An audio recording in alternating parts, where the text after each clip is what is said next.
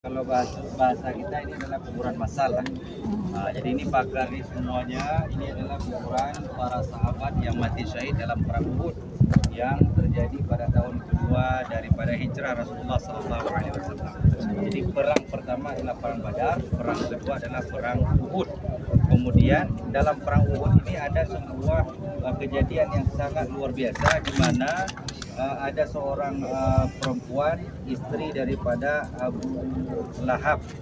Jadi istri Abu Lahab itu dia suaminya meninggal dalam perang Badar. Lalu dia menyampaikan kepada kafir Quraisy, siapa yang membunuh suamiku lalu dia mau membalas dendam terhadap kematian suami dan anakku, maka diberikan hadiah yang sangat besar. Maka disewalah seorang budak namanya budak Hawashi. Ternyata yang membunuh suaminya itu adalah Sayyidina Hamzah. Lalu dia membayar budak Hawashi itu, dia sampaikan, saya mau hati Hamzah yang sudah membunuh suamiku dan anak.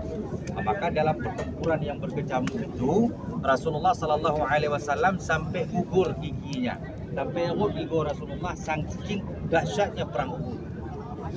Jadi Rasulullah berdarah sampai wajahnya ini berlumuran darah dan tersebar di kota Madinah. Rasulullah sudah meninggal dunia. Sampai seperti itu berita. Kenapa terjadi kekalahan? Jadi itu kalau kita lihat gunungnya di belakang itu namanya Jabal Rumah. Jabal Rumah itu adalah Jabal Pemanah.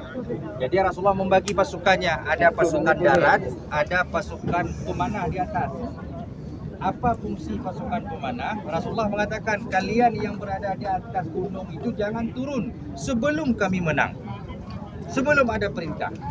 Ternyata para sahabat yang ada di Jabal Rumah di gunung itu, ketika melihat para sahabat yang sudah berkecamuk dengan orang Quraisy ini sudah hampir menang ini, belum menang.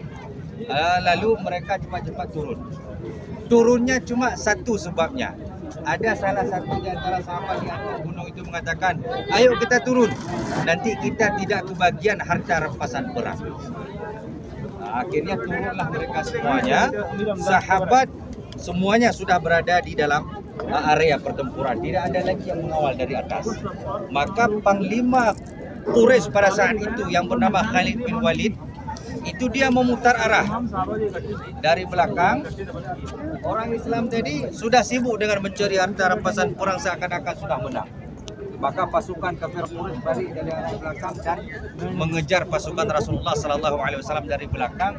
Jadi sehingga perang Uhud itu adalah perang yang posisi umat Islam bersama Rasulullah kalah dalam perang itu. Dan bukti kekalahan itu adalah meninggalnya para sahabat yang begitu banyak di sini, dan salah satunya adalah sebagai tujuan balas dendam istri Abu Lahab tadi adalah Sayyidina Hamzah. Jadi ketika Sayyidina Hamzah itu dibunuh oleh budak Hawashi tadi, dibelah dadanya. Ketika dibelah dadanya, dipanggillah istri Abu Lahab, wahai fulanah, ini yang membunuh suamimu. Lalu ketika pada saat itu datanglah istri Abu Lahab, diambillah hati Sayyidina Hamzah, dikunyahnya.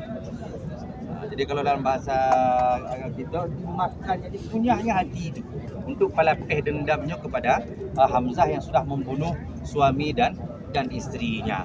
Maka pada saat itu tergelarlah Sayyidina Hamzah itu sebagai Sayyidus Syuhada, pemimpin para syuhada, karena kematian beliau, syahidnya beliau sangat-sangat menggenaskan.